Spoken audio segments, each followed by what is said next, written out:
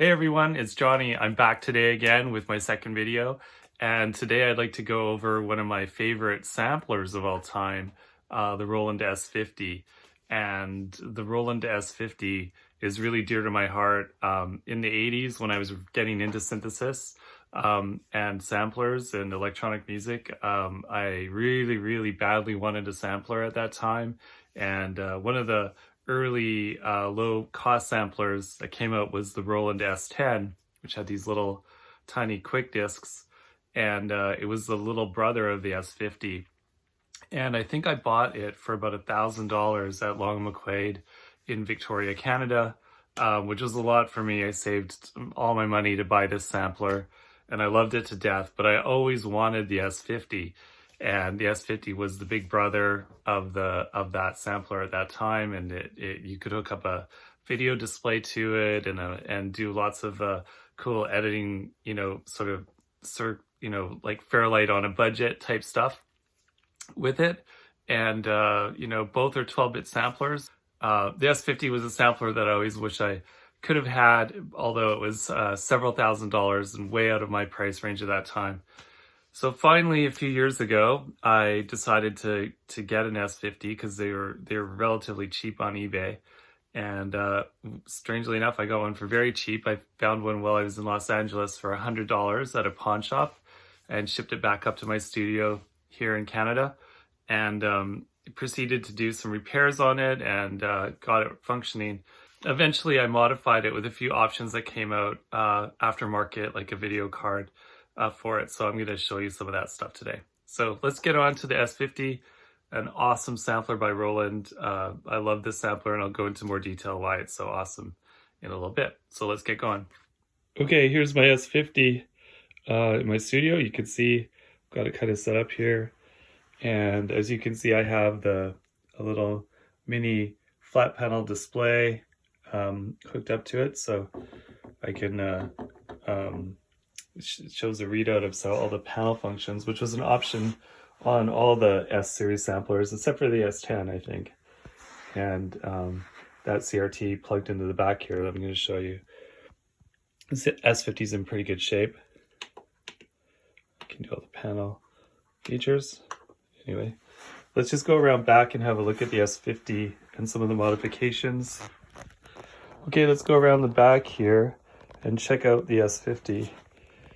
You can see normally the video card plugs in on the back, just in this video input here. And what I've done is actually mounted an external video card inside the S-50, just on top of the main board, one of the output boards here, and then rerouted the power inside the unit. And so all of that stuff comes out now, this hole I have in the back right here, and up to the video monitor. And this is just a little mini 7-inch flat panel display that I've got. So what I did is I actually soldered the connectors on the inside of the S-50 and then ran them out a little hole that I drilled in the back there, as you can see.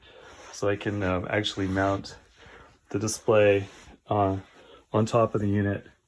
And that's really cool because the whole thing actually powers up with the S-50, so I don't have any extra power cords to plug in or anything like that now. So that's really awesome. So as you can see with the video, when I change some of the features on it, it changes the mode on the video display here like it should.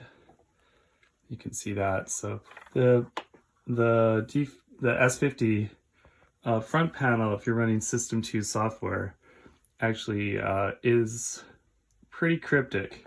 So it's not super user-friendly unless you know where you're going within all the menus, which you would eventually learn, but it's so much easier to actually have the display running and have everything sort of changing as you need to on the display.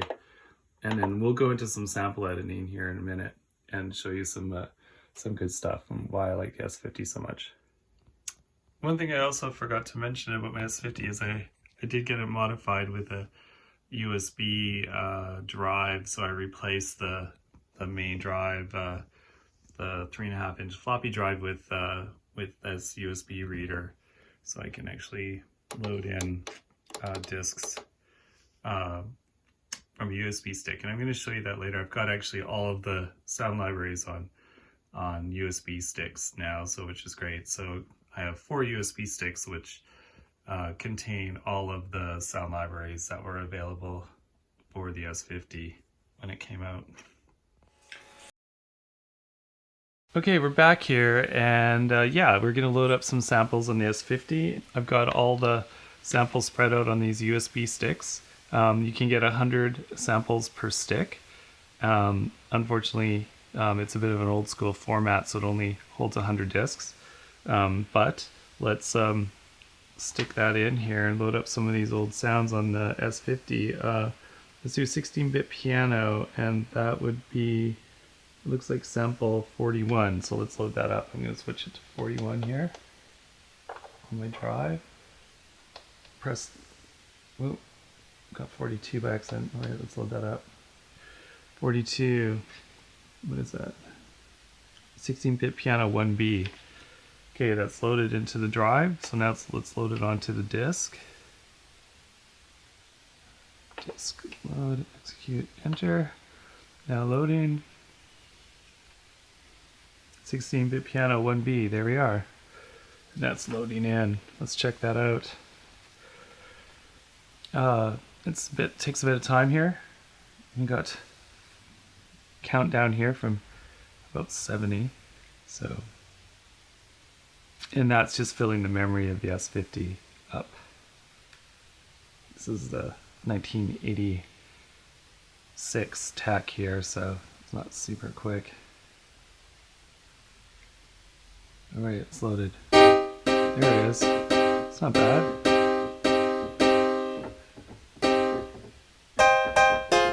Looks like this is only an upper half. Some of these patches from the S-550 actually are split in upper and lower with the conversion. So this was an S-550 conversion. The S-550 actually had more sample memory. Actually had double the sample memory, so you could load it in 2 banks. So unfortunately, this is just the top part of the bank. It's not bad. I think for 1986, that was a pretty good piano sound. If you could load that in, that would be, you'd be like, wow, we're rocking here with some real piano. Which, for people that had samplers, that was a big deal. Just the pipe organ. There's the choir. That's pretty nice. Yeah, that's good. Very Simpsons.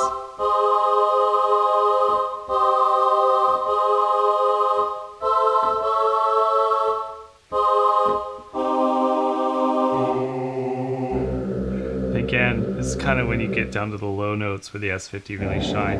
The 12-bit sort of does something weird to the low end, but I think Roland had a little bit of a different way of interpolating the samples, so it made their low end super, super deep. Alright, that's cool. A little organ. A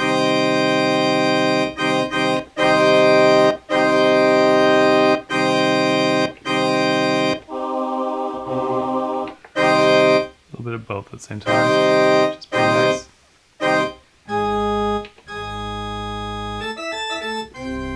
Cool. Alright. Let's actually go in and do some sampling. So I'm actually gonna stop for a minute and hook up some sound source and actually do some sampling, and I'll just show you how the sampling interface works. Okay, we're gonna load in some more samples from this vintage Roland sound bank. Let's load in. I've got a cello loaded here, so let's give that a try. Disk shift execute. Let's load cello. See what we got here. Yes. 70 seconds. We will have our cello.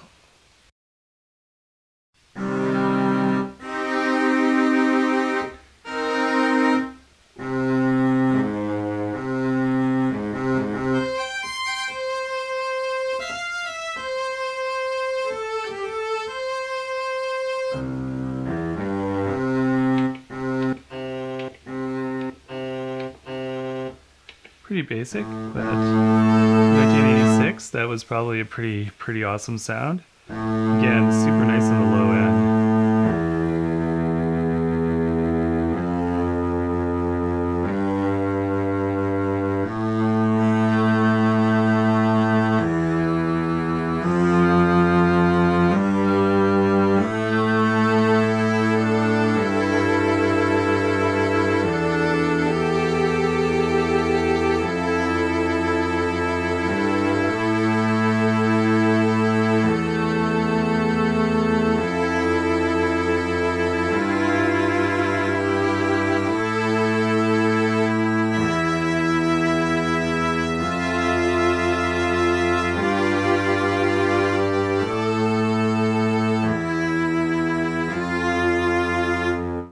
Okay, love that. Super nice. Very expressive for 1986.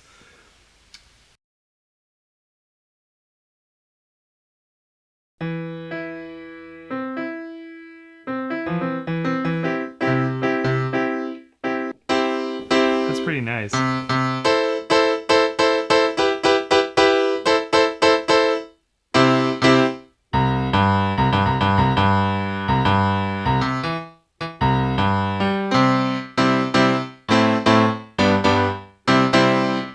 A super good piano for that era. All right.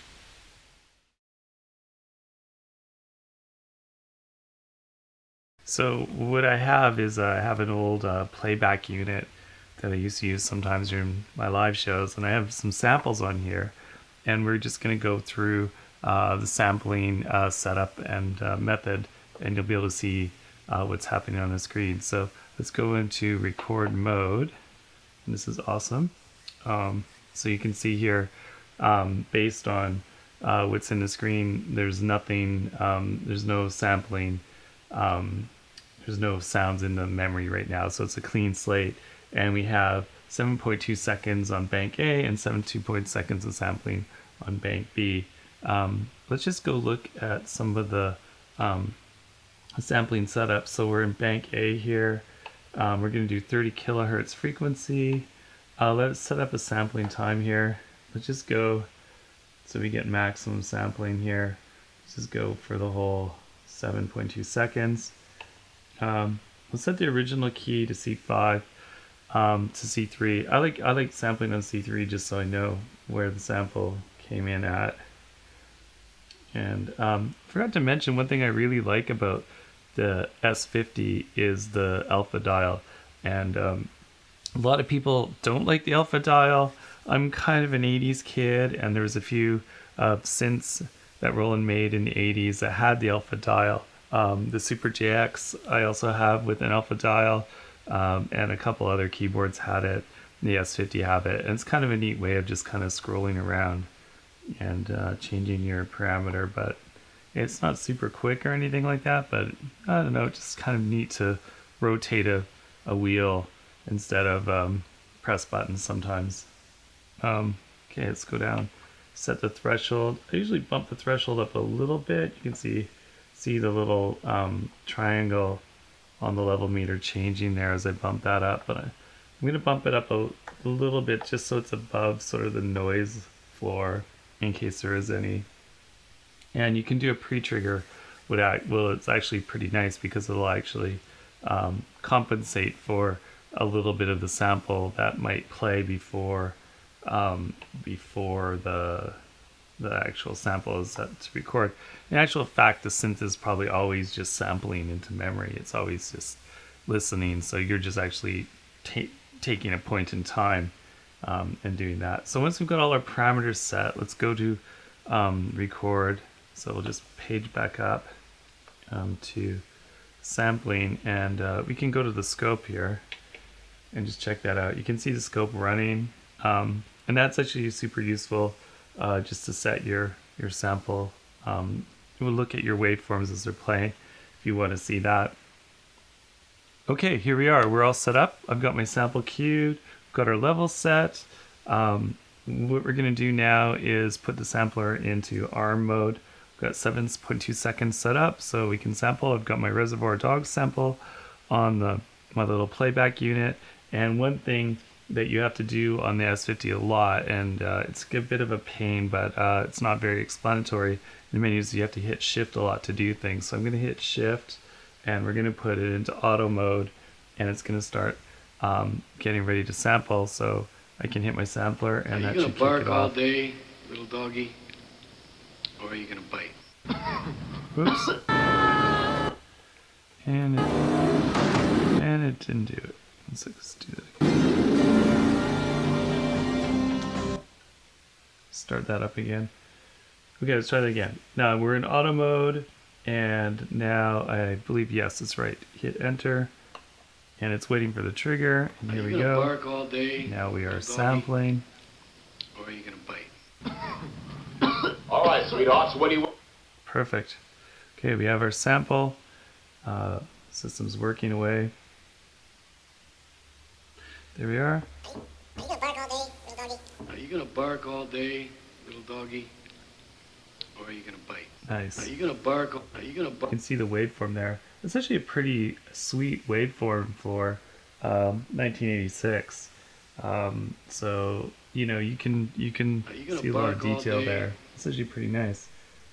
Let's go in and edit that now. So the next thing we're going to do is go and edit it and set some loop points and that sort of thing. So we're happy with that sample. So let's get out of sample mode. Let's go into edit. Okay, so we're in edit mode, and let's go down to loop. Whoops, edit mode 14. It's loop. Let's have a look at that sample. There's the waveform again. Are you gonna bark? So let's go change some of the loop points. Are you I gonna like the bark start all, of it. It's good. Let's get the end down, and we're gonna just back the end up a bit here. Are you gonna bark all day, little doggy? Or are you gonna bite? Are you gonna bark all day? Are you gonna bark all day? Are you gonna bark all? Are you gonna bark? Are you gonna bark all day? Are you gonna bark all day, little dog?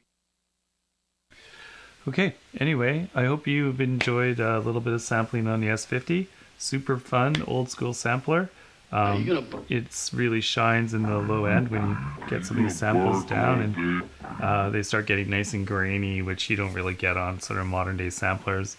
Really good for low strings and some low frequency sounds.